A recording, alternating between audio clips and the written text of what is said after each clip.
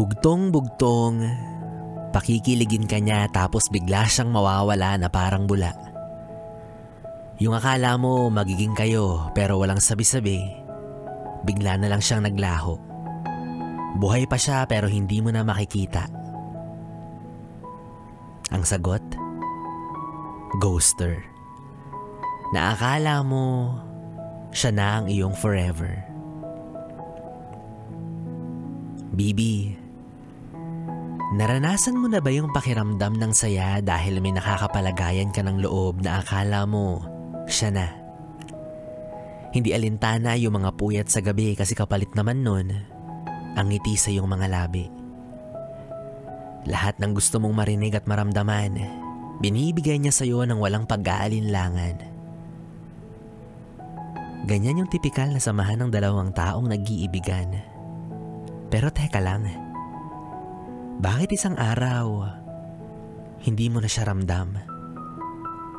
Dinaig pa ng kisap mata, mas matulin pa sa nahulog na tala, mas mabilis pa sa 4:00, wala na sa'yo yung taong nagpapasaya sa'yo.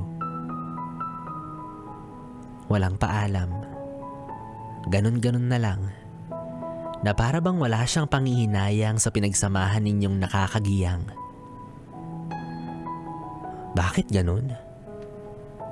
Anong mali sa'yo? Saan ka nagkulang? May nasabi ka bang hindi niya nagustuhan? Hindi natin alam. Walang instrumento para makipag-usap sa multo.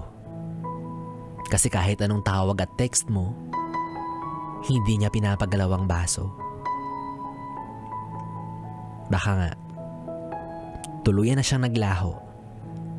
Wala na siya. Isa siyang multo. Kaya naman isama mo na rin sa hukay yung mga alaala ng pinagsamahan ninyo.